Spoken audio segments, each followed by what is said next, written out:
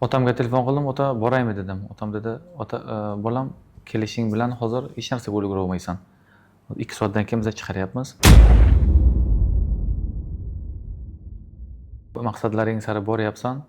Janging ham ozgina qoldi. Ishingni qil. Biz bu yoqda o'zimiz bormiz. Dadil bo'l, tetik bo'l. Biz sen bilan dedi. Otamning shu gapi, sen dedi jahon chempioni bo'lib, kamarini endi xudo xolasa bizga O'zbekistonimizga keltirib, qizingga bag'ishlaysan dedi. Eng qiyini sparring partner topish qiyin bo'ldi. Lekin shu qiyinchilik bilan odam kuchga kirar ekanda, shu qiyinchiliklar sizga motivatsiya berar ekan jangga chiqishingizga. Shuncha qiyinchiliklardan o'tdim, shuncha azoblardan o'tdim, shuncha sinovlardan o'tdik. Oxiriga kelib taslim bo'lmayman. Men shu ishni qilishim kerak degan sizga dalda bo'ladi bu narsa. Assalomu alaykum Octagon.uz obunachilari. Bugun bizda intervyu suhbat va bugungi mehmonimiz professional bokschi, barchangiz tanigan va bilgan Shahram G'iyosov. Assalomu alaykum Shahram aka. Va alaykum assalom. Rahmat katta. Kayfiyatlar qalay? Yaxshimisiz? Zo'r. Taklif uchun rahmat. Umuman jangdan keyin dam olishlar qalay o'tdi? Siz yaqinda dam olishdan keldingiz? Albatta, har bir jangdan keyin men o'zi dam olishga harakat qilaman, neki yaxshi dam mehnatga hamdam deydi. Shuning uchun mehnat qilamiz, ves tashlaymiz, oiladan uzoqqa. Shuning uchun har bitta jangimdan keyin oilamni olib, boshqa bir chet el mamlakatiga borib, bir dam olib, o'zimga ham fiziki, ham psixologik, ham ruhan dam berib, yana mehnatlarni boshlashga harakat qilaman. Nimaki oldinda maqsadlar katta, kuch kerak bizlarga. Shuning uchun kuchni jamlab, endi oldinga borish kerak. Shu o'zimga o'zim aytaman-da, Shahram aka yashashni biladi deyman-da. Har jangdan keyin har xil davlatga borasiz. Bu safar qaysi davlatga bordingiz? Bu safar Al-Hamra degan joy, Dubaydan 2 soatlik yo'l. Bu juda bir men eshitgan edim bu joylarni, Maldivaga o'xshagan joylar. Albatta shuncha mehnat qilamiz, shuncha ves tashlaymiz, shuncha aytganimdek qiyinchiliklar ko'p bo'ladi. Tayyorgarlikni o'zingiz bilasiz, joylarini vatandan uzoqda mehnatlar. O'sha uchun o'zimga ozgina dam bermasam, keyingi podgotovkaga, keyingi tayyorgarliklarimga menga bunaqa kuch bermaydi. Menga stimul ham bo'ladi. Bu xudo xolasa hozir qiynalayotgan paytim, jang payti qiynalayotgan bo'lsam tayyorgarliklarda ozgina chidagin, xudo xolasa jangdan keyin, g'alabadan keyin dam olasan. Menga bu stimul bo'ladi. Bu zaslujinni bo'ldi. Xudo xolasa, har doim shunaqa bo'layapti. Dalish ham shunaqa bo'lsa ilohim. Xudo xolasa. Bugungi intervyumiz asosan faoliyatingizga qaratilgan bo'ladi. Shaxsiy savollardan yiroqroq. O'sha faoliyatingizga, oxirgi jangingiz va kelajakdagi faoliyatingizga bog'langan savollar ko'proq bo'ladi. Bo'lmasam boshlaymiz. Birinchi oxirgi o'tkazgan jangingiz haqida va u atrofida bo'lgan voqealar haqida gaplashamiz. Jangdan oldin bergan intervyularingizda barcha bilib bo'ldi. Stanionis bilan jang bekor bo'ldi. Buni asosiy sababi nima bo'ldi? Shu haqida ko'pchilik ko'p joyda ko'rdik, baribir endi bizga ochiqroq qilib. Menga Eddie Hearn, biz bilasiz, promotorimiz o'zi bizda Eddie Hearn, Matchroom kompaniyasida azim bilan bizda shartnomamiz bor. Bizga telefon qildi, Vadim Kornilov menejerimga aytdi-da, "Men bunaqa shart bor, unaqa bor sizlarga, taklif bor. Nimaki hozir biz taklif beryapmiz ularga, stadionlarga. Ular bizni taklifga ko'nmayapti. Ularni taklifga biz ko'nishimiz kerak va ular juda ham bizga past takliflarni beryapti va o'zini hamma o'zini sudyasi, o'zini shahrida, o'zini promotoridagi kompaniyasida bizga u yoqda hamma bizga qarshi ishlaydi u yoqda. Bilasangiz, endi baribir Stadionimiz ham kuchli raqib. O'sha uchun bizga farqi yo'q deyotgan edik. Keyin Eddie Hearn shunaqa taklif bilan chiqdi. Shahram qaragin, Enisam Matchroom bitta komandadasizlar. Bizlar IBF kamera Enisda va Beyondda biz birlashuv kamerani qilamiz, jangini. Nimaki bu jang o'rtada bo'ladi. Hech kim, masalan, raqib sudyalar ham hech narsa qila olmaydi. O'rtada kim yutsa, o'sha bo'ladi. San tomonda san chiqsang agar hamma tomon unda bo'ladi. Nega u chempion. Uni dudkasida o'ynaysan deydi-ku. O'sha uchun agar xo'p desang, agar ruxsat bersang, ikkita kamarga biz urishamiz-da. Enis aytayaptiki, kamarni tashlayman, 154 ga ko'taraman. Va kamar qoladi. Ryan Garcia bilan Romero qaysi urishadi, qaysi biri yutsa, o'sha bilan super chempionskiga, WBA super chempionligiga urishasizlar. Shunaqa taklif bor. Keyin Vadim bilan Alik bor, yoqda bizning trenerlarimiz bor, hamma bilan maslahatlashdik-da, bu taklif bizga yaxshiroq yoqdi.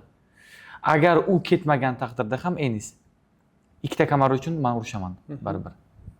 Demak, bu avvaldan rejalashtirilgan. Rejalashtirilgan edi bu jang. O'sha uchun shu tayyorgarliklarni boshladik va bizga bitta o'rtada bitta jang berishdi. Mana shu o'shalarning shouida bo'ldi. Men hozirda da'vogar bo'lib turibman, majburiy da'vogar. Kim bo'lishidan qat'iy Romero bo'ladimi, u Enis bo'ladimi, farq yo'q. Ikkalasidan biri baribir men bilan himoya qilish kerak, men bilan tushish kerak. Keyingisi siz. Xudo xolasa. Siz bilan jang baribir mablag' tomonlama taqaldi. Baribir adashmasam, Stanionis bilan jangda u ko'proq mablag' talab qildi. Shunaqa gaplar ham ko'proq mablag' talab qildi va bizlarga ko'p muxlis yo'q. Nimaki, u ham amerikalik emas, men ham amerikalik emas. Uni ham muxlisi juda ko'p emas, meni ham Amerikada qiziqish kam bo'ldi bu jangda. Enisni hamma yaxshi biladi, butun Amerika taniydi, butun dunyo tanimasa ham. Ularniki mablag'i zo'r bo'ldi, ikkalasiga ham yo'qdi. O'sha uchun biz tomonda mablag' juda kam edi. Ikkalamizga yig'ilayotgan summa juda kam bo'ldi. O'sha uchun qiziqish bo'lmadi bu jangga. Jangda agar siz qaysidir yo'nalishda majburiy da'vogar bo'lsangiz, agar o'zingizni imkoniyatingizni o'tkazib yuboradigan bo'lsangiz, bokschilarga step aside o'sha nima deydi, imkoniyatini o'tkazib yuborgani uchun pul to'lanadi. Bilsangiz. O'zi bokschi o'zingiz. Sal bilaman, ko'p emas. Shunaqa Romeroda hozir shunaqa holat bo'lyapti. Devin Haney bilan Garcia'ni revanshini o'tkazish uchun step aside money 100 ming to'lanishi aytilyapti. Sizga ham shu Stanionis bilan imkoniyatni o'tkazib yuborganingiz uchun qandaydir mablag' to'landimi, tovon pulimi yoki bizaga biz Edixorim bilan juda yaxshi munosabatda biz, juda ko'p biz bilan yaxshi ishlab kelyapmiz. O'sha uchun aytdi, senga mablag' to'laymiz. Va menga menejerim bor, Shahram, biz ulardan pul talab qilmaymiz, kerak emas. Chunki o'zimizni jamoamiz, ulardan pul so'rasa agar biz dальнейший yana ishlashimiz bor ular bilan. Mendan pul kerak emas. Menga jang bersin. Men bitta jang qo'layligin, keyin chempionskiga urushaman. Ikkita kamargami yoki bitta kamargami farqi yo'q. O'sha uchun men hech qanaqa pul taklif so'raganim yo'q ulardan. Hozirga pulga muhtojimiz yo'q bizani. Bizga aslida hozir kamarlar. Bizga haqqoniy jang bersin, bizga chestniy jang bersin, biz olaylik kamarni yutaylik.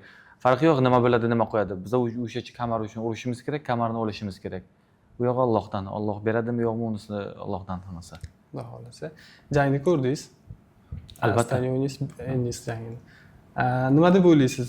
Enis haddan tashqari kuchlimi yoki Stanionis overratedmidi? Ko'p katta baho berilgan. Enis haddan tashqari kuchli. Stanionisdan ko'ra. Stanionis ham harakat qildi, Stanionis ham kuchli. Stanionis zakrit, полностью mahkam, udari bor, texnikasi ham bor, zakriti, urish qiyin. Masalan, men Enis Stanionis bilan tushganimda, men uni nokaut qila olmadim, может. Может, ochkolar bo'yicha yutardim. Lekin Enisda ham texnika bor, ham ikkita stoykada ishlaydi, ham udari bor, ham ikkinchi nomeri bo'lib ishlaydi, ham birinchi nomeri bo'lib ishlaydi. Hamma tomonlama zo'r sportchi. Endi bu sport. Har kim, masalan, raqib bularni stili bir-biriga, masalan, Enisga to'g'ri keldi, qulay keldi, uning stili. Masalan, menga uning stili noqulay, Stanionis. Juda zakriti bo'lib, yopiq bo'lib kelaveradigan, men ikkinchi raqam bo'lib ishlardim. Bu birinchi bo'lib ham ishladi, ikkinchi bo'lib ham ishladi. Bunga juda qulay keldi. Enisga bu jang juda oson o'tdi. Nima deb o'ylaysiz? Enisni to'xtatish uchun qanday xislatlarim bor deb o'ylaysiz? Men xislat qanaqa bor, yo'q deya olmayman, lekin men bir narsani bilaman. Ringda o'lishi mumkin, ringda yiqilishi mumkin, travma bo'lishi mumkin, nima bo'lishi, lekin men taslim bo'lmayman. Allohim menga kuch-quvvat bersa, men taslim oxirigacha urushaman. Oxirgi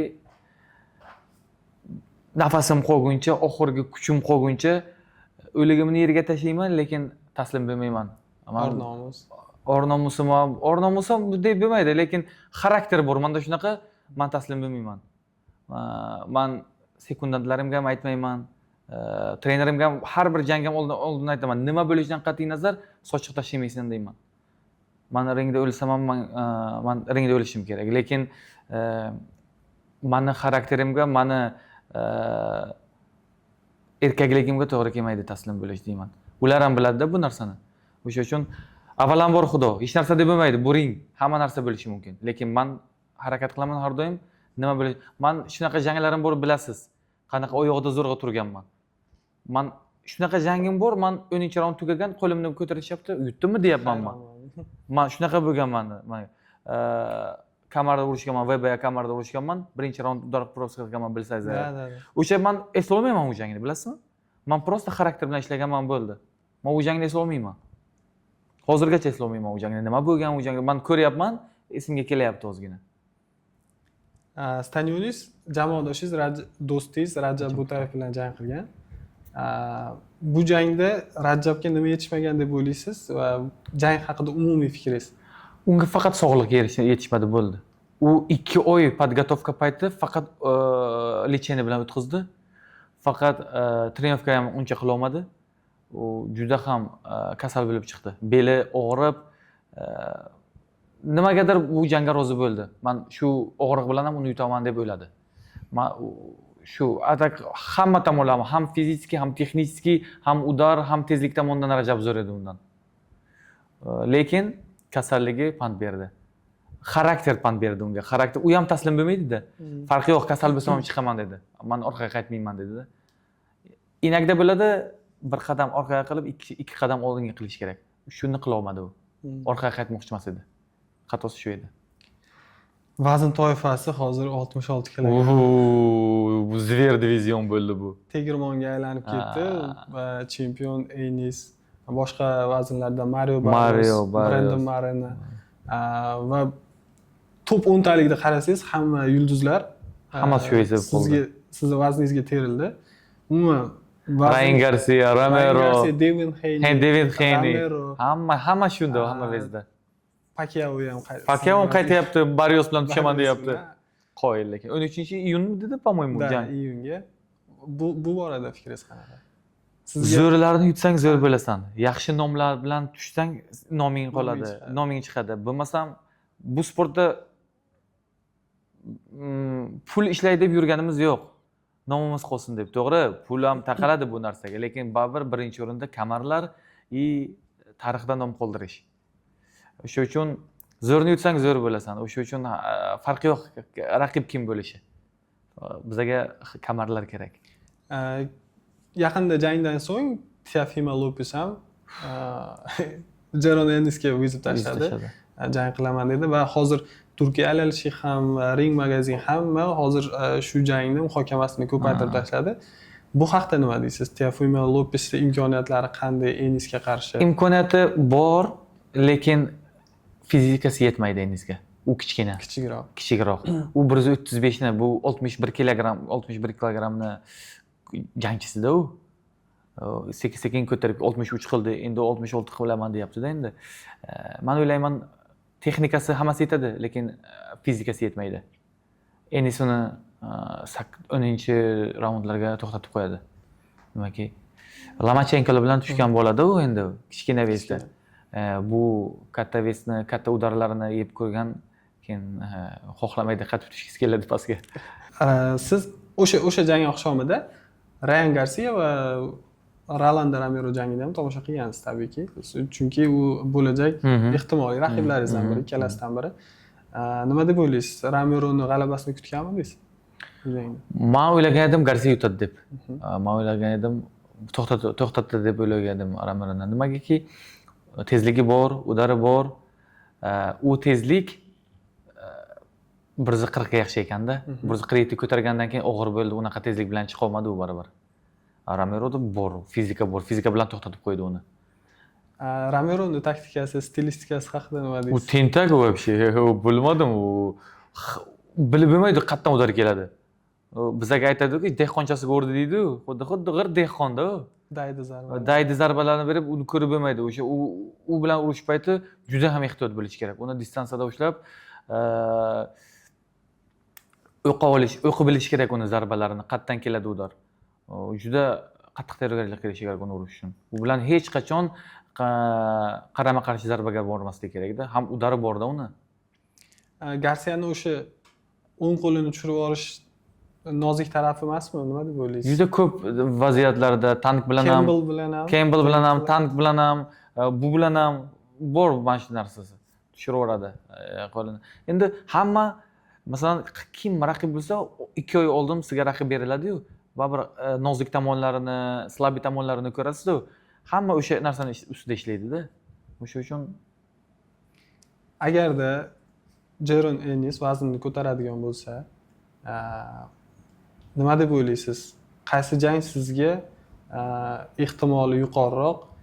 Rolando Romero yoki Ryan Garcia yo bo'lmasam boshqa Romero deb o'ylayman. Nimaki vaqtinchalik chempionlik hozir unda bo'ldi. Hozir super chempion Ennis. Agar u tashlab ketsa, biz super chempionlik uchun Romero bilan ikkalamiz urushamiz. Vakantda. Muxlislarimiz qo'llab-quvvatlash bo'yicha dunyoda yetakchilardan mujik hammasi bo'lar. Lekin shu borada nima deydi? Omadsizlikka yo'liqqaningizda yoki qandaydir sizga noqulay vaziyat bo'lib qolgan paytda sizni yomonlashga ham ulguradiganlari topiladi. Misol hozir ko'pchilik ishonchsizlik ham kommentariyalarda o'qidim, ishonchsizlik ham ko'payyapti. Mana misol uchun Murodjon Ahmadaliyev Naoya Inouye'ga qarshi urushadi. Juda qattiq jang bo'ladi. Siz hozir ikkita kamar uchun Jeron Ennis bilan ham urushishingiz mumkin. Isroil Madrimov Crawford bilan urushdi. Qachonki shunaqa katta janglarda jang qilmaganingizda muxlislarimiz aytadi, mana kuchsiz raqiblar bilan urushib yuribdi, katta kuchligi bilan urushsa bo'lmaydimi deydi. Mana sizlar shu darajaga yetib kelganinglarda, misol kuchli raqib bilan urushgan paytinglarda ularga hali erta, bu ura olmaydi. Shunaqa degan odamlar ham paydo bo'ladi-da. Misol hammasi emas, yaxshi muxlislar, boks tushunadigan, sport tushunadigan muxlislar ham bor. Nima deb o'ylaysiz? O'zi shu ma'lum vaqti bormi o'zi top darajadagi bokschilar bilan urushdi yoki qanday ishlaydi bu sistema? Bu sistema men o'ylayman, siz agar tayyor bo'lsangiz, baribir Alloh hammani vaqt soati borda o'zini. Hammani vaqt soatiga qarab xayrlisini beradi. Bir xil menejerlar bor, shoshiltirib qoladi o'zini sportchisini. Pul tezroq ishlaydi deb tashlaydi, как najivka bo'ladi-yu, baliqni ushlash uchun qo'yiladi-yu. O'shanaqa qilib qilmoqchi ham bo'lib, xo'rak qilib pul ishlamoqchi bo'ladi bir xillar. Bir xillari sizni asrab yaxshi sapin boshidan unchalik yaxshi emas sapinliklar bilan keyin o'rtachasi, keyin qattiqlar bilan sizni tayyor qilib keladi chempionlik jangi uchun. Bizani tayyor qilib mana shu darajaga ko'tarib keldi. Biza keldik shu darajaga, endi chempionskiy janglar bizlarga. Hozir kamarni olsak, biza jahon chempioni bo'lamiz, xudo xolasa. Bu hozir siz aytgan savolga hozir qanday javob bersam bo'ladi? Bu bilasizmi? Hammani aytganimdek, agar u tayyor bo'lsa, Xudoyim beradi unga. Agar u mehnat qilayotgan bo'lsa, agar u shu chin yurakdan shuni xohlayotgan bo'lsa, o'sha narsa o'shaniki bo'ladi baribir. Yozib qo'yilgan u narsa. Faqat o'zini vaqtini kutib olib bilish kerak.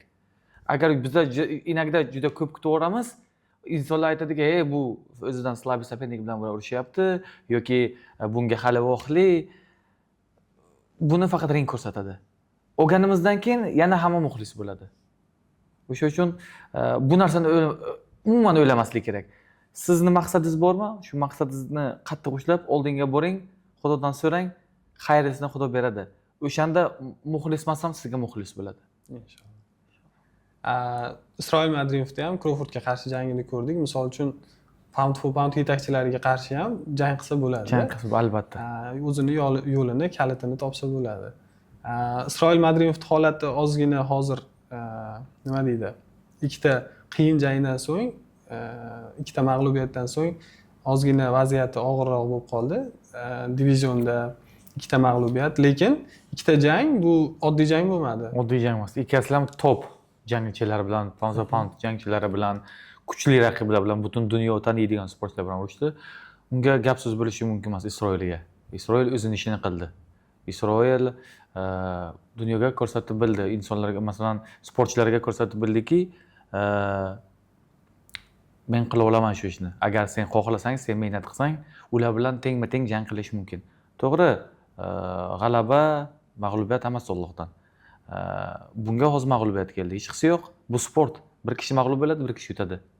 Bugun sen g'olibsan, ertaga mag'lub bo'lishi mumkin. Bugun mag'lubsan, ertaga g'olib bo'lishi mumkin. Vaqt soati bor. Men o'ylayman, bu mag'lubiyatlardan u yaxshi fikr qilib, yana mehnatni davom ettirib, yana katta uni endi kichkina janglar yo'q unda. Nimaiki uni nomi bor o'zi. Nomi chiqdi o'zi. Hamma biladi uni. Hamma katta sportchilar hozir ham vizit tashyapti unga katta sportchilar. Unga o'zi dam kerak. U kasal bo'ldi, o'zgina virus yuqtirdi. U o'ziga lecheni olib, yana oldinga intilishi kerak. Uni hamma narsasi bor chempion bo'lishga. Faqat mehnat qilsa bo'ldi. Vaqt kerak ozgina. Oxirgi jangida ham o'sha jangni qabul qilganda bir oy oldin gaplashganmiz. Virus bor edi. Virus bor edi. Lekin отказ qilmadi bo'ydi va oxirigacha bordi, jang qildi. Молодец. Xarakter. Xarakter bor. Bizning o'zbek sportchilar hammasiga xarakter bor. Xaraktersiz yo'q. Men taniydigan, men do'stlarim, men yaqinlarim hammasi xarakterli. Xudoga shukr. U endi havaskor boksdan ham natijalar ko'rsatib natija ko'rsatganlar aytyapman-da, shuning uchun meni yaqinlarim o'zi hammasi havaskordan birga kelganmiz, biz birga o'sganmiz. O'shalarni aytyapman. Murodjon Ahmadaliyevga to'xtalsak. Oldinda o'zbek boks tarixida eng katta jang kutib turibdi. Sentyabrda Naoya Inouyga qarshi mutlaq jahon chempionlik kamari, hamma kamarlar uchun jang qiladi. Bu jang haqida nima deysiz? Bu juda ko'p kutilgan jang, juda ko'p so'ralgan jang, juda ko'p harakat qilgan jang bo'ldi bu. O'sha uchun Murodjonga faqat omad tilayman. U aqlli sportchi. U nima xohlaydi, o'zi biladi. Nima kerak, uni xohishi uchun. Nima qilish kerak, u o'sha narsani qiladi va biladi. Juda ham bir gрамотный sportchi. Men o'ylayman, bu narsani juda ko'p kutdi.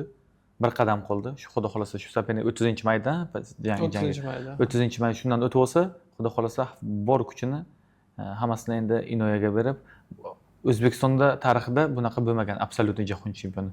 O'zi ikkita kamar ham olinmagan edi, birinchi Murodjon oluvdi ikkita kamarda. Yana 8 ta jangda. Yana 8 ta jangda qaytardi rekordni. Endi absolyutniy jahon chempioni bo'lishi mumkin. Faqat omad tilayman. Xudo xolasa bizga ham shunaqa Xudoyim yaxshi janglar berib, biz ham Murodjonlar 5-jahon chempioni bo'lish nasib qilsin bizga ham. Inshaalloh.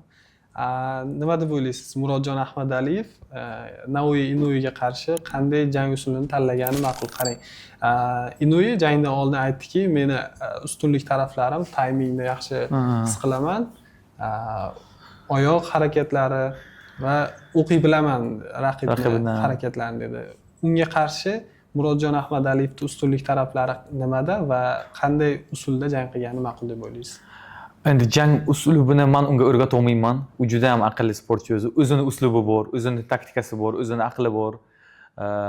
Trenerlar bilan qaysi taktikani qo'llaydi, o'sha taktika unga yaxshi. Qaysi taktikani qo'llab kelyapti, o'sha taktika unga zo'r. Hamma janglarini juda ham chiroyli va juda ham zrelishni ko'rsatyapti. Har bitta jangga knockdown ham bor, uning knockoutlar ham bor. Shu vesi kichkina bo'lishidan qat'iy nazar. Inoya bilan ikkalasi bir-biriga mosda bular. Ikkalasi ham knockoutor.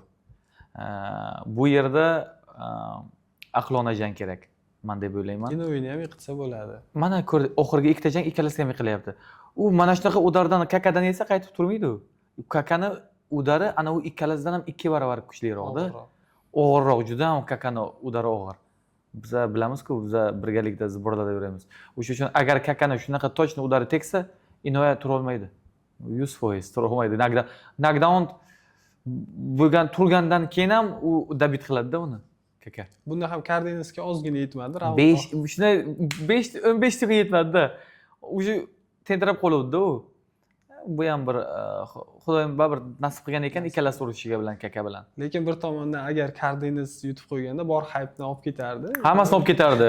Kakaga hech narsa qolmaydi. Uni yutganda hype yo'q edi-da, lekin kamarlar olardi-da, absolyut bo'lardi. Yaxshi, xudo xolasa bor hype'ni Murodjon Ahmadaliyev oladi. Xudo xolasa. Sentyabrda.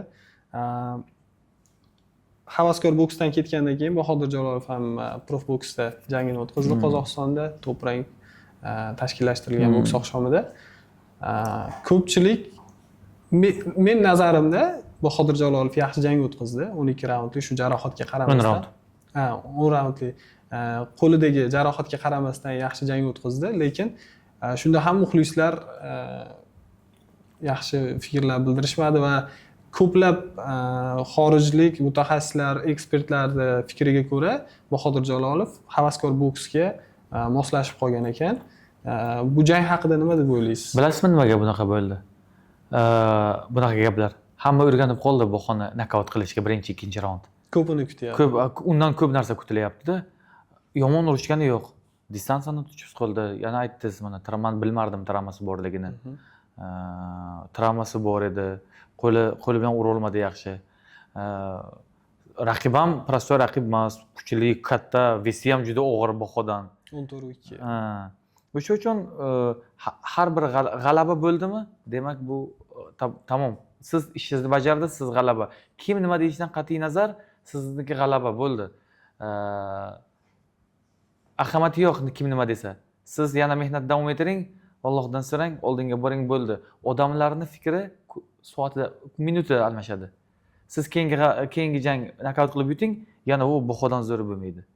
O'sha uchun harakat qilish kerak, mehnat qilish kerak. Bu gaplarga e'tibor bermaslik kerak.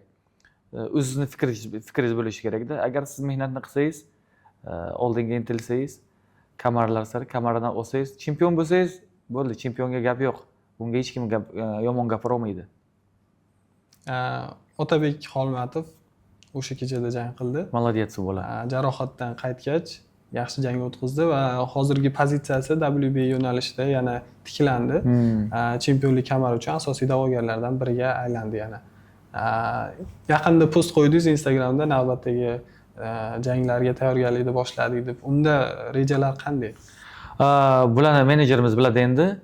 Unga ham aytishyapti, xudo xolasa o'sha yaqin orada yana yangi janglar yoki o'sha chempionlik jangi berishimiz ham mumkin agar переговорlar yaxshi ketsa. O'sha uchun Xolmatovda Otabekka men uni xarakterini bilaman-da. Juda xarakterli bola. Juda bir oldinga intiladigan, chempion bo'lishni xohlaydigan, taslim bo'lmaydigan sportchilardan-da u ham. O'sha payt oyog'i og'rigan bo'lsa ham, oyog'i ishlamayapti. Lekin baribir to'xtatmadi-da. Mana yiqilib qolsa bo'lardi, to'xtating. 10 sekund vaqt qoluvdi, yutardi u. Lekin oxirigacha turib berdi, mard bo'lib, yiqilaman demadi-da u. Shunaqa xarakterli bola. O'sha uchun men o'ylayman, uni ham juda katta janglar kutyapti va u janglardan yaxshi o'tadi. Oxirgi jangida ham shu travmadan keyin 1 yil jang qilmadi, dam oldi, shuncha lecheniya oldi. Yaxshi qaytish bo'ldi. Men o'ylayman, agar yana o'zining ustida ishlasa, katta janglar uni kutyapti. Oson chempion bo'lishi mumkin. Nimaki u vesda undan kuchlisi yo'q. Meni fikrim. Ham udar tomondan, ham bo'y tomondan, ham fizika tomondan, ham texnika tomondan juda kuchli Otabek.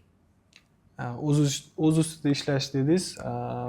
Mehnat qilish bo'yicha Diyezdan so'raganimizda eng mehnatkashi Otabek debdi. Chunki yakshanba kuni bo'ldi dam ol, yugurma, hech narsa qilma, mashg'ulot qilma desak ham cross chopadi dedi. Mashg'ulot qiladi, yakshanba kuni ham dam olmaydi dedi. Молодец. Mehnat qilgan rohatni ko'radi. Mehnatdagi rohat bekorga deyilmaydi. Har doim agar siz intilsangiz, harakat qilsangiz, Alloh barakasini beradi-da uni. U juda ham turovkadan keyin ham qolib qilaveradi u. O'zining ustida ishlaydi. O'sha uchun Xudo beryapti. Yana bir katta jang Canelo va Terence Crawford o'rtasidagi jang. Shaxsan rasman e'lon qilindi bu jang. Bu jang turkiyalik sheyx endi pul nimalar qilmaydi.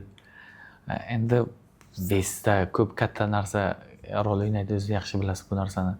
Crawford men o'ylayman, to'g'ri pul uchun, ikkalasi ham pul uchun rozi bo'ldi bu narsaga. Katta pul bu yerda, juda katta pul. Ikkalasi ham nomdor, butun dunyo taniydigan, ikkalasi ham absolyut jahon chempionlaridan biri.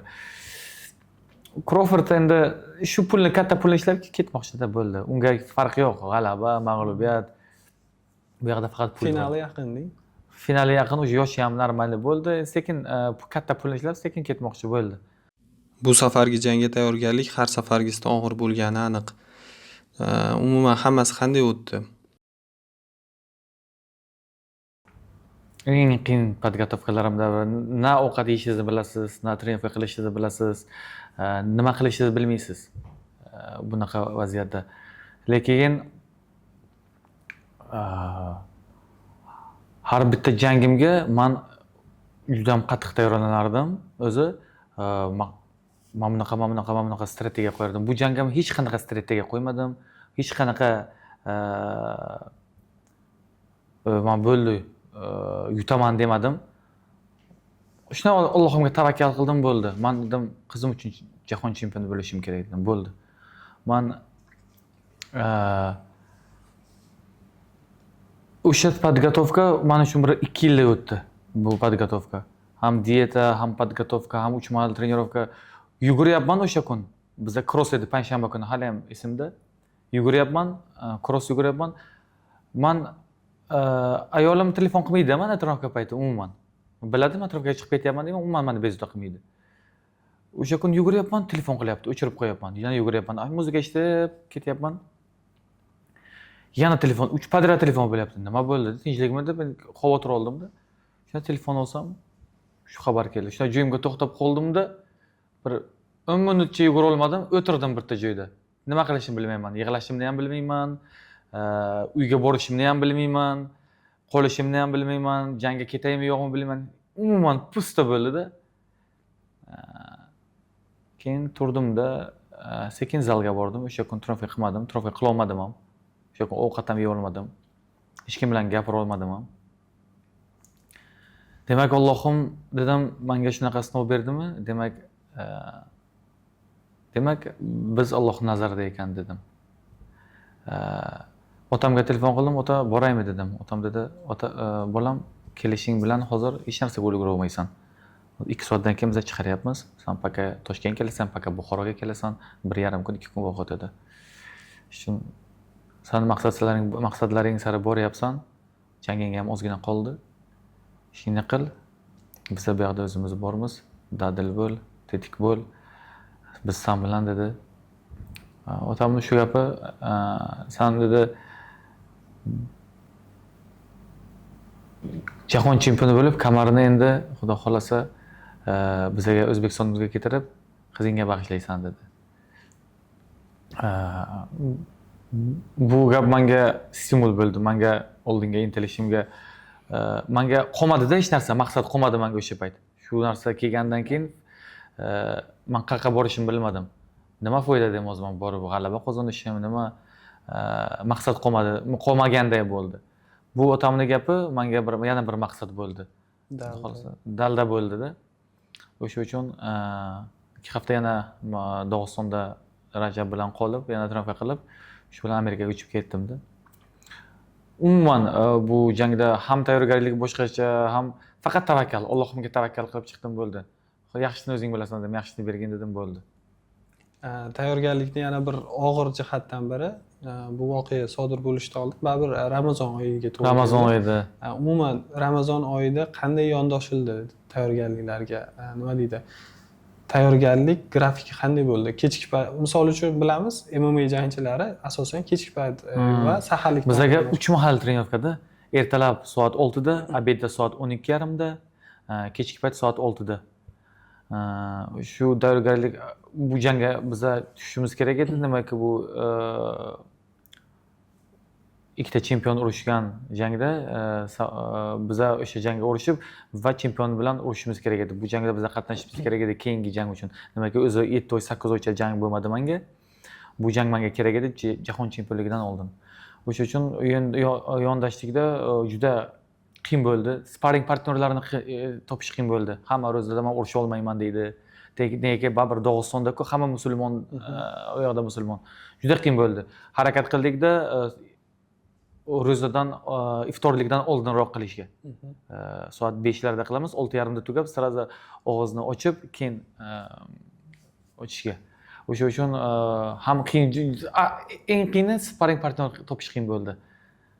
Lekin shu qiyinchilik bilan odam kuchga kirar ekanda, shu qiyinchiliklar sizga motivatsiya berar ekan jangga chiqishingizga. Shuncha qiyinchiliklardan o'tdim, shuncha azoblardan o'tdim, shuncha sinovlardan o'tdik. oxiriga kelib taslim bo'lmayman. Men shu ishni qilishim kerak degan sizga dalda bo'ladi bu narsa.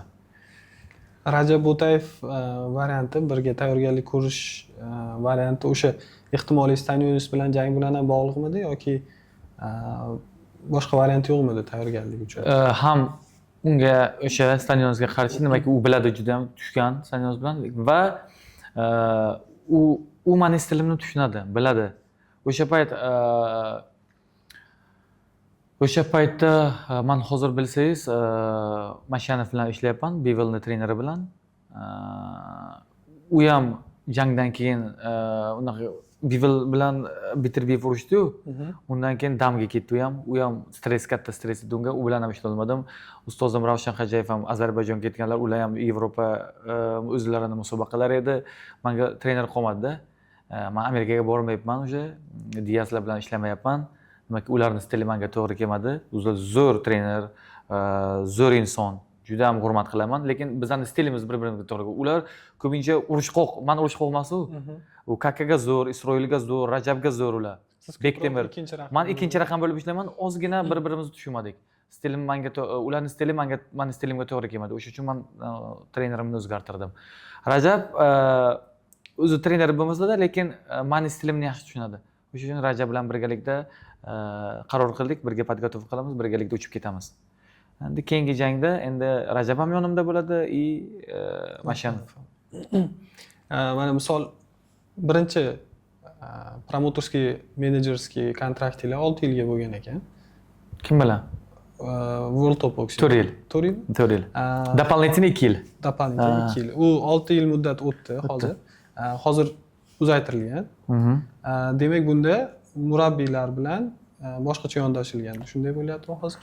Diaslar. Yo'q, u Diaslar bilan kontraktimiz yo'q. Har bitta jangga ular bilan kontrakt. U bizlarga 1 yillik, 2 yillik yo'q. Har bitta jangga yangi kontrakt bo'ladi trenerlar bilan. O'sha uchun men xohlasam bugun masalan bitta podgotovka bir Rajab bilan bu safar qildim. Keyingi podgotovka boshqa kishi bilan qilishim mumkin. Uni umuman farqi yo'q. O'zingiz ixtiyoringiz. O'zingiz ixtiyoringiz. Har bitta podgotovka xohlagan. Endi bitta trener bo'lgan yaxshi. Demak, sizni bitta trener ko'tarib ketsa yaxshiroq tushunadi-da sizni. Menga sal qiyin bo'ldi bu narsada endi. Endi hammasi o'zini yo'li bilan ketyapti-da. Hammasiga shukr deyman. Mashanov bilan baribir aloqada bo'lgan bo'lsangiz. Albatta, har bitta trenirovkamizda jangdan oldin, jangdan keyin hammasi aloqada bo'ldik. Jismoniy tayyorgarlikka to'xtaladigan bo'lsak, bu safar o'sha Dog'istonlik Sultan bilan ishladik. Sultan barchamizga o'sha MMA jangchilari Islom Maxachev, Magomed Shara Bulut bilan ishlagan, ko'plab boshqa AC'da ishlagan jangchilar bilan juda yaxshi sportchilarning judasini fizik podgotovkasini mukammal darajada qilib bergan. O'sha biz ham uni ko'rdikda, Rajab aytdiki, zo'r bitta trener bor fizikki. Bizaniki o'zi Benu trenerimiz Amerikada. O'shanga yaqinroq usullarni beradi. Bu umuman boshqa zadanlar edi. Menga juda yoqdi bularni bergan vazifalari. Aslonoy ko'proq fizikaga bermaydi-da, aslonoy koordinatsiya, tezlik va kerakli muskullarni kerakli joyiga mishsalaringizga beradi zadanni. Sizga nima kerak? Har bitta sportchiga alohida zadaniya beradi. Nima bu sportchiga kerak? Masalan, bizga ko'pincha 4-5 ga bir xil zadaniya, u yerda bir o'zimda bitta faqat bir o'zim uchun ishladida u endi. O'sha uchun men o'ylayman yaxshiroq bo'ldi bu podgotovka men uchun. 3 kundan beri shunaqa belim og'riyapti. Men trenirovka qildik Dima bilan dushanba kuni. Shuni tugatdik trenirovkani, rassashga qilaman deb turmayapman dedim. Mana shunaqa bo'lganman, buka bo'lganman, tik turmayapman. Nima bo'ldi deymanda 2 kun ukol olaman, unaqa olaman, hech foydasi yo'q. Kecha uziga bordim. Polnis uziga qilib hammasini qilsam, bel emas ekan, pochka ekanda u. Tuz. Pochka ekan. Tuzmas ekan. Pochkani bunaqasi shiribdi. Pochkadan ekan, shu suv ko'p ichamiz, keyin vesagonkalarimiz bor, boshqasi bor. Shamollatib qo'ygan ham ekanimda pochkani. Bu nima deyapti? Kim? Konditsioner. Ayo zo'r deyapti bu. Yopib qo'ygan-ku men. Hozir bu yoqda unaqa qilgan hozir. Plasterlar bor. Hammasi normal. Pochka shamollagan ekanda, hozir endi pochkaga lechani olyapman. 3 kundan beri trenirovka qilmayapman. Bormi og'riq deb turibman? Bormi og'riq? Baribir o'zimni qiziqtirgan savol bu. diniy tomonlama dog'istonliklar baribir ancha kuchli Juda kuchli. va ular tomonidan qanday sizga qo'llab-quvvatlash va nima deydi, daldalar bo'ldi, nima deb o'ylaysiz? Menga juda yoqdi u yoqda podgotovka qilish. Bilasizmi? Shunaqa bir-biriga hurmat balandki, insonlar musulmonga endi baribir u yoqda ro'za tutmaydiganlar bor, ro'za tutadiganlar bor. Baribir har xil odam bor, to'g'rimi? Shu saharlikdan iftorlikgacha birorta restoran ishlamaydi. Hamma restoranlar yopiq. Nimaga deb so'rasam agar, hidi kelishi mumkin deydi. Ro'zadorlar bor-ku deyapti. Ro'zador sizlar uchun mayli ochiq qo'ysak. Ro'zadorlar bor, ularga hidi ketib, ularni havasini keltirishimiz mumkin deydi. Bir-biriga hurmatda qarang. Mana shu tomonlari menga juda yoqdi. Juda masjidlari ko'p. Gostinitsada yotaman. Bomdod bo'ladimi, peshin bo'ladimi? Shuni ozon hamma joyda, har bir qadamda masjidlari ko'pda. Menga kuch bo'ldi bu. Diniy tomonlama juda qattiq. Har bir qadamda bir-biriga aldashlar kam, odamlarni firib berish kam, bir-birini aldash kam. Bizga ishingni qilib beraman deb esdan chiqarib qo'ymaydi. Va'da berdimi? Erkak ko'bisi. Erkak gapiga javob beradi. Bizga ko'paygan-u, gapiga javob bermaydigan insonlar. Mayli endi bu gapga gapirsak gap ko'p. Erkak har doim gapiga javob bera olishi kerak. Va'da berdimi, va'dasini ustidan bajarish kerak. Yigit qasam ichmaydi deydi-ku, yigitning so'zi qasam. Shunaqa insonlardan qilsin hammamizni ilohim. Gonorarlarga to'xtalsak, baribir Sport Salary'da oxirgi janglaringizdagi taqsimlangan gonorarlarni ko'rib chiqdim.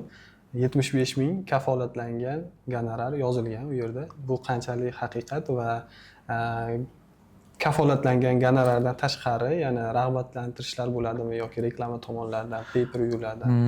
Bo'ladi.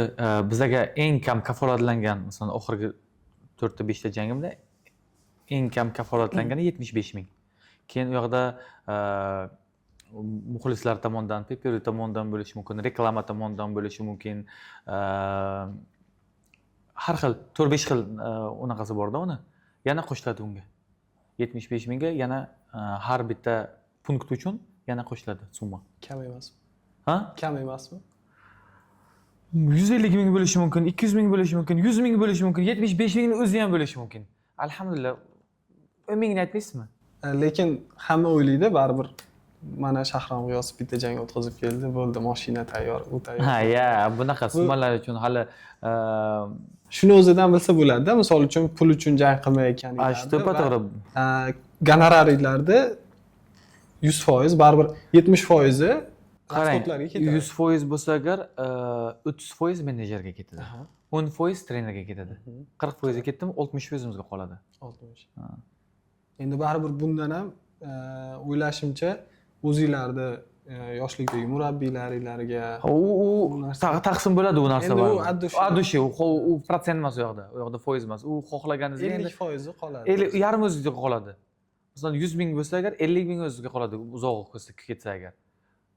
O'ylashimcha baribir bu kam. Kam, albatta kam. U buncha kaltak yeyishimizga, buncha o'zimizni bag'ishlashimizga, sog'ligimizni o'rtaga qo'yishga bizani o'ylamiz kutib o'tiribdi baribir. Biza bu pul uchun emas-da hozir. Keyingi kamarlar uchun. Kamarni olgandan keyin o'zi pul keladi. Qachonki millionga urishsak, keyin ana u qoplaydi bu hozirgi qilayotgan mehnatlarimizni, o'zimizni baxshida qilayotganimizni. Lekin odamlar bilmaydi-da. Misol men o'zim ko'plab sportchilar ko'rganman. Misol 1 kilogramm vazn tashlashni o'zi bo'lmaydi-da. Albatta. Bu 75 ming dollar arzimaydi-da, bunday olib qaraydigan bo'lsangiz. 100%. Shu bitta loyihacha qilsak-da, negativlar uchun. Men misol o'zim negativ rolida bo'laman. Siz o'sha yomon eng qiyin deb bilgan mashqingizni berasiz. Bir kun endi planda, agar bo'sh vaqtingizga qarab shuni qilsak, o'sha eng yoqtirmagan qiyin mashg'ulotingizni bersangizda, men negativ rolida qilib bersam. Bo'ldi, zo'r bo'ladi. Bir kun zalimga chaqiraman sizni. Kelasiz. Men xudo xolasa men bellarimni unaqa olay, to'g'rilab olay. Qansidir yaxshiroq yondirsak normal bo'ladi. Kelishdik. Yana bir og'riqli nuqta bor. Nima deydi? Oxirgi vaqtlarda misol ma'lum bir bitta sportchi yoki blogerni aytmaylikda bukmeyker yo'nalishi. Bilasizmi, hozir sizni saytingizda ko'rib qoldim vaqtida. Qo'ygan ekansiz-ku, o'zini o'zi 200 million tikib, PSJgami, Barsaga tikkan ekanmi? O'zini o'zi buni normallashtirish qanchalik to'g'ri deb o'ylaysiz? Misol, bir xil sportchilarni ko'ryapmiz. Kirma, mayli, men reklama qilyapman, kirma, seni kim majburlayapti deyapti-da. Oddiy holatga aylantirib borishyapti bukmeykerlik deb. Men eshitgan bo'lsangiz, menga juda ko'p предложение, hozirgacha предложениyalar ko'p. Aynan shuni so'ramoqchi edim-da. Million bermaydi menga, qilmayman aka. Milliondan ozgina kam menga taklif qilishdi. Tushundingizmi aka shuni? Million dollardan ozgina kamroq summa taklif qilishdi menga. Reklama qilish shu bookmakers kompaniyalarini. Men aytib o'tirmayman qaysiligini. Men dedim 100 million bersang ham dedim, men reklama qilmayman. Harom narsa haromdir. U sizga yuqmaydi u pul. Farzandingizga urishi mumkin, ota-onangizga urishi mumkin yoki o'zingizni sog'lig'ingizga arzimaydi u pul. Luqmani. Baribir harom narsa yuqmaydi sizga. Men u narsani reklama qilmayman ham, inshaalloh. U narsaga yaqinlashmayman ham. Va bu narsa harom deyilganmi, demak musulmon odam bu narsadan o'zini tiyish kerak, qochish kerak bu narsadan. U narsaga pul tikayotgan insonlarga men o'zini o'ldirgan dedingiz-ku, achinmayman unga. Nimaga ayb o'zi? Ayb o'zida. Nimaga u 200 million qo'yadi masalan? 200 million qo'ygandan keyin qarz olib 200 million unga qo'yibdi. U birinchidan harom narsaga qo'yapti. Uni harom pulni agar yutsa ham, harom pulni olib oilasiga olib boradimi shuni? Keyin u luqman farzandlariga yediradimi u narsani? Men hozir hech kimni yomonlamoqchi emasman. Kim tikyapti, kim qo'yapti, hammani o'zining yo'lida. O'tganlarni Alloh rahmatiga olgan bo'lsin, kechirsin gunohlarini. Lekin men o'ylayman, unga tikish ham, uni reklama qilish ham, unga yaqin yurish ham u narsa kerak emas. U bizlarga to'g'ri kelmaydi. Lekin hamma xato qiladi. Misol, bir oy reklama qilib turib to'xtasa, bu boshqa gap. Lekin shunaqa sportchilar ko'ryapmiz yoki blogerlar ko'ryapmiz futbolkasida logotiplari bilan kirma deyapti. Agar Alloh tavfiq bermasa, iymon bermasa, agar ilm bermasa, u foydasiz ekanda. Sizni qancha pulingiz bo'lsa ham, sizni qancha namoz bo'lsa ham, agar bandam demasa, mana shunaqa munofiqlarning ishini qilib yurayotganda inson. Alloh bunaqalardan saqlasin. Iymonimizni bersin-da, halolidan boshqasiga qarashga muhtoj qilmasin. Hech kim hech narsa deb bo'lmaydi, ertaga biz nima qilamiz, lekin men so'raymanki, haromdan meni uzoqlashtirgin, halolingga yaqinlashtirgin deyman. O'sha uchun 1 so'm ishlang, 1 so'mni halol qilib oling. Kerak emas u 10 so'm. U 10 so'm, o'sha 10 so'mni ishlaysiz, lekin baribir 1 so'm sizga tegadi. Bizni o'zi yozib qo'yilgan taqdirimizga nasibamiz.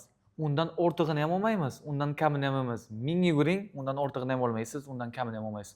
Baribir Allohning bergan nasibani olasiz. O'sha uchun harakat qilish kerak. Harakatsizdan barakat Allohdan, lekin halol qilish kerak ishingizni. Baribir o'sha oson yo'l bilan pul topish hozir ommalashib ketdi-da. Eshitdik, o'sha Chirchiq Olimpiya zaxiralari kollejida ham bir yosh yigit o'zini o'zi osib qo'ydi degan. Shuni orqasidan eshitganim yo'q ekan. Eshitganim yo'q. Ekspert uni ham o'sha unaqadami? Ekspert orqasidan. Va bu vaziyatda kerakli tashkilotlardan iltimos qilgan bo'lardik. Shunday bu bukmeykerlarni legallashtirish haqida, qonun chiqish haqida gaplar tarqalganda iltimos qilgan bo'lardik. Agar shunday tashkilotlar agarda ko'radigan bo'lsa, biz bunga qarshimiz. Bilasizmi, men nima deyman? Agar bizlar kimdan qo'rqishimiz kerak degan joyda, bizlar hech kimdan qo'rqmasligimiz kerak Allohdan tashqari. Agar Allohdan qo'rqsak, haromdan uzoq yuramiz. Farqi nima u munofiqlar nimani chiqaradi, nima taklif qiladi, nima qilib yuradi? Agar siz haromdan qo'rqsangiz, agar siz Allohdan qo'rqib haromga yaqinlashmasangiz, bo'ldi, sizga hech kim hech narsa qila olmaydi.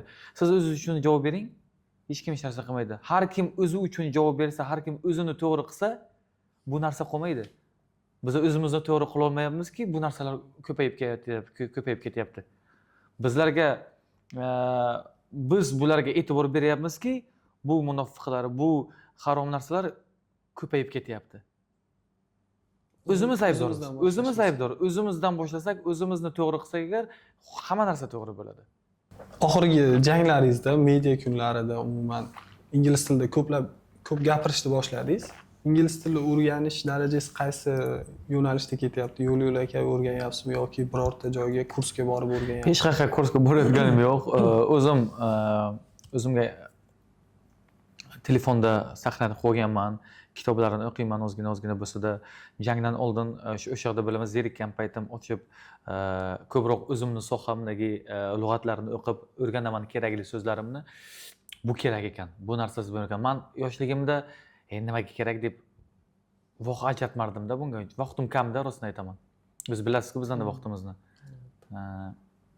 Lekin bu narsa kerak ekan. Mana o'zi gapiryapmiz, e'tibor ko'p bo'lyapti.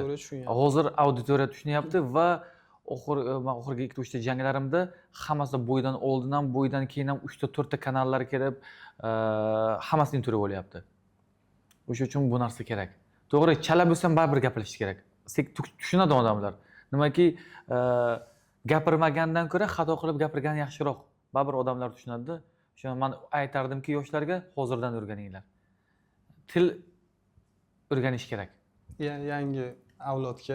Yangi avlodga hamma Abdumalik ukajon o'rgan tilni. Anglizki kerak. Bu siz bo'lmaydi. Bu siz PR ham bo'lmaydi, bu siz katta pul ham bo'lmaydi, bu siz PR ham boshqa hamma bu boksga kerak narsa ekan bu til. Endi sekin-sekin bizga yetib keldi, endi o'rganyapmiz. Jangdan keyin baribir yana ozgina shu holatga to'xtalishga majburmiz. Olimpiada medalingizni, jahon chempionati medalingizni, barcha o'sha erishilgan yutuqlaringizni qo'yib istoriyada bir qator eslab o'tdingiz-da.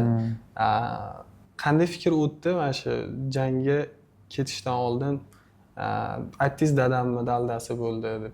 Shuncha qilgan, bosib o'tgan yo'lingiz, mehnatingiz ko'zingizga ko'rindimi? Hech narsa ko'ringani yo'q.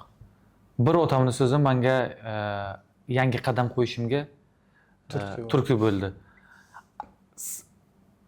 Ota-onani sizga bo'lgan ishonchi hamma narsadan ustunda. Ota-onangiz bor ekan, ularni har doim duosini olish kerak, ularning gapiga quloq solish kerak.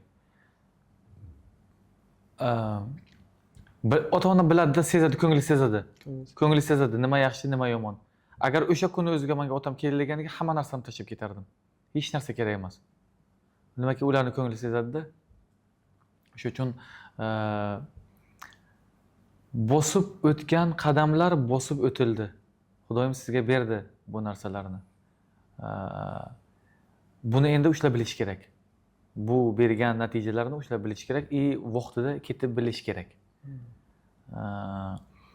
Har doim men aytamanki, agar sen mehnat qilsang, men yoshlarga ham aytaman, o'zimga ham aytaman, agar sen mehnat qilsang, seni niyating xolis bo'lsa, maqsading xolis bo'lsa, hech kimga g'arazing bo'lmasa, Alloh senga beradi. Mehnatingni qil, Allohdan so'ra, rohatini ko'rasan. Hozirgacha o'zimga shu narsani aytib, oldinga boryapman. Shuning men mehnatlarni kamaytirmayman. Menga bir qadam qoldi. Xudo xolasa, jahon chempionligiga uchun. Allohim agar menga shuni xayrli deb bilsa, agar men shunga arzisam, Xudo beradi. Agar menga bu narsa kerak bo'lsa, bermaydi. Agar menga kerak bo'lmasa, menga kerak emas bu narsa.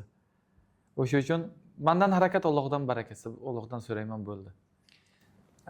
O'sha Amerika auditoriyasi umuman boshqacha ishlaydi-da. Nima deydi? Siz gapirdingiz ingliz tilida, shunday bo'ldi deb ular tushundi va o'z reaksiyasini bildirdi, sizni qo'llab-quvvatladi. Siz ungacha ularni o'sha daldasi, olqishigacha ko'z yoshingizni tiyib turgandingiz. O'sha ko'z yoshingiz chiqib ketishiga shu auditoriyani reaksiyasi sabab bo'ldimi? Nima deysiz?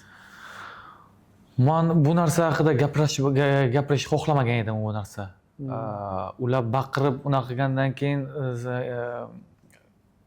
mendan gapiradigan o'sha ringdagi intervyu oladigan inson menga bu savol bergandan keyin bilmagan holimda ko'z yoshlari chiqib ketdi-da. Nimaki qalbda bor edi u narsa. u narsani qancha yashirsangiz ham uni emotsiyalar baribir chiqib ketadi sizdan. Bu emotsiya chiqib ketgandan keyin o'zimni tuta olmadim. Harakat qildim, lekin qo'limdan kelguncha harakat qildim o'zimni tutishga. Baribir bu katta og'ir yo'qotishlar endi baribir. Bu farzand yo'qotish hech kimga tilamayman. Bunaqa sinov hech kimga kelmasin ilohim. O'zim bilaman va mana ayolim biladida bu narsa qanaqa qiyin va qanday qiyin vaziyatdan o'tdik. Agar Allohim bizlarga sabr bermaganda bu depressiyaga kirib u yoqdan chiqmaslik hech gap emas. Alloh bizni yaxshi ko'rar ekanki, bu depressiyadan chiqardi va to'g'ri yo'lni berdi. Nolimayman.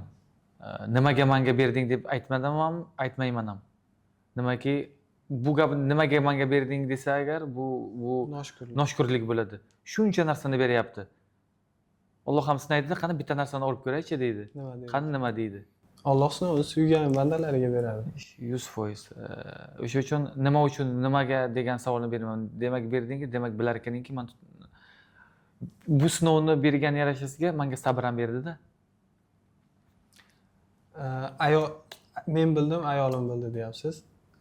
Sizni o'sha uylanganingizdan so'ng qanchalik o'zgardi va baribir uylanishingizdan oldingi Shahram G'iyosovni olib qaraydigan bo'lsak, baribir nima deydi? Diniy tomon agar adashayotgan bo'lsangiz, yo'q, to'g'ri. Diniy tomonga u darajada e'tibor bermasdingiz, adashmasam. Yo'q, e'tibor berardim, lekin ko'rsatmardim u narsani va qanday desam bo'ladi? Hozirdaqa ilmim yo'q. Alloh menga ilm bermagan edi. Ilmim yo'q desam, men namozlarimni hammasini o'qardim, vazifalarimni qilardim, lekin ilmim yo'q edi, bilmardim. Hozirda men hozir ilmli demayman o'zimni. Hech men 1000 o'qisam ham baribir ilmsiz bo'laman. Lekin o'qib, o'rganib, so'rab ilmimni oshirishga harakat qilyapman. O'ylayapman emas, harakat qilyapman. O'sha uchun qancha siz Allohga harakat qilsangiz oldiga borishga, Alloh sizga shunchalik yaqin keladi. Siz bir qadam Allohga qo'ysangiz, Alloh sizga 10 qadam oldinga keladi. O'sha uchun men qadamimni qo'ydim. Allohdan so'radim, menga bergin deb, ilm bergin deb, gunoh ishlardan o'zimni tutayigin deb, Allohim menga sekin-sekin beryapti. Shunga harakat qilamanki, pand berib qo'ymagin. Pand berish eng yomon narsada. Pand berib qo'ymagin va to'g'ri yo'lingdan adashtirmagin deyman. Faqat shu iymonimizni mustahkam qilsin, qolgani hamma narsa o'zi vaqt-soat bilan keladi.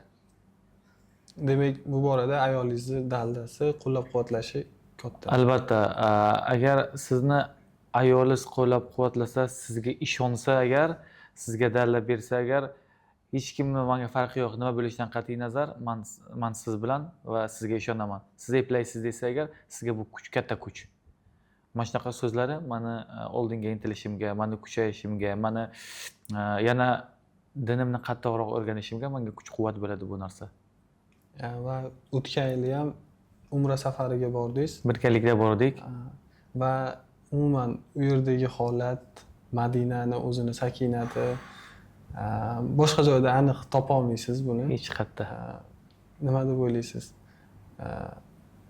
Ko'pchilikda imkoniyati bor hozir, lekin hamma ham u yerlarga, u joylarga nima deydi, nasib qilmaydi kimgadir. Bilasizmi nimaga?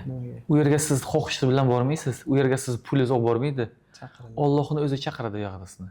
Kimni chaqirsa o'sha boradi, bo'ldi. Boshqa kishi bora olmaydi yoqqa. Madinaga ham, Makkaga ham Allohning o'zi chaqiradi o'zining uyiga. Allohning uyida-ku. Agar sizni chaqirmasa, 1000 pulingiz bo'lmaydimi?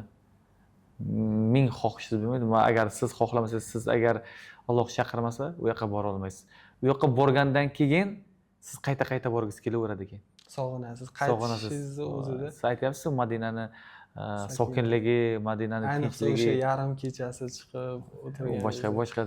Bu yoqda hozir 1000 gapirganimiz bilan u yoqda bir borib o'zlari bir marta u narsani his qilsa agar, u narsani ko'rsa agar, u narsa o'zi tortadi-da.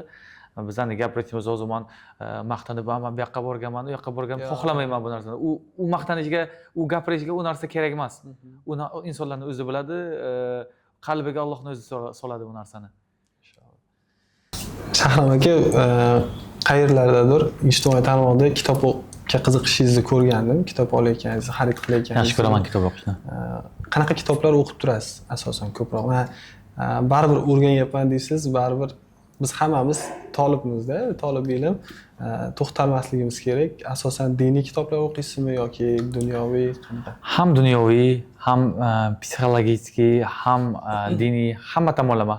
Ozgina bo'lsa ham hammasini olishga harakat qilaman. Qachon dam olishni xohlaman, prosta hamma narsani unutib, prosta расслабиться qilishni xohlayman. Olaman bironta roman kitob olamanda, o'qib maza qilib o'tiraman. Komediya kitob olishim mumkin. Ilm olyapmiz deyapmiz. Ilmni nima beradi? Bu Qur'on beradi sizga. Bu hadislar beradi sizga. Al-Buxoriyni o'qiyman. Qur'on o'qishga harakat qilaman.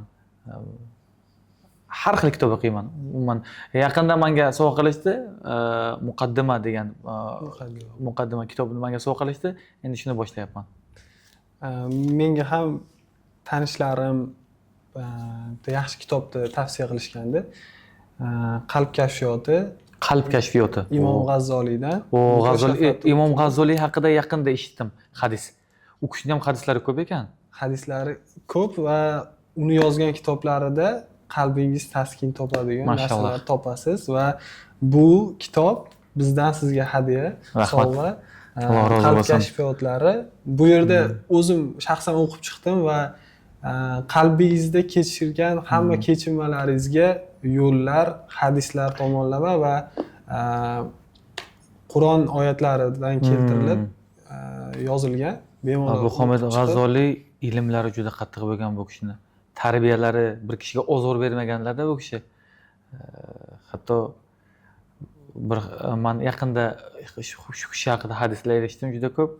Qanaqa inson ekanliklarini o'zimga tushuncha bo'ldi-da menga. Rahmat. Albatta o'qiyman. Bu kitob tugatganingizdan keyin albatta Ihyoyi Ulumuddin degan kitobi bor. Uni ham Xudo xohlasa albatta, inshaalloh, Xudo xohlasa. Vaqt ajratib, hurmat qilib kelganingiz uchun kattakon rahmat. Shu yerda suhbatimizni yakuniga yasaymiz. Kelasi faoliyatingizga omad tilaymiz. Inshaalloh bu yil siz ham Murodjon Ahmadaliyev ham Isroil Madrimov ham jahon chempionlik kamarlari bilan kelib, yana shunday nima deydi, qizingizga bergan va'dalaringizni bajargan holda shu yerda o'tirib suhbatlar qilish nasib qilsin. Xudo xohlasa sizlarga ham taklif uchun kattakon rahmat. Baribir jangim kelganimdan keyin hali hech kimga intervyu berganim yo'q, hech qayerga bironta studiyaga borganim yo'q. Birinchi intervyumiz siz bilan. Baribir insonlar kutadi bizani. Planlarimiz qanaqa, maqsadlarimiz qanaqa, nima bilan mashg'ulmiz hozir, qalbimizdagi qanaqa gaplar bor, ularga yetkazib beradigan gaplarimiz bormi, danish planlarimiz, hammasini ular ham bilishni xohlaydi. Negaki ular duo qilib bizlarga omad tilashadi har doim, har bitta jangimdan oldin. Men bu uchun barcha muxlislarga, barcha O'zbekiston ahliga, barcha bizlarni kuzatib boruvchilarga o'z minnatdorchiligimni bildiraman va g'alabalarimiz bilan hammani xursand qilishga harakat qilaman. Duo qilib tursangizlar agar, albatta bergan va'dani ustidan chiqishga harakat qilaman. Allohim nasib qilgan bo'lsa, inshaalloh. Rahmat taklif uchun. Salomat bo'ling.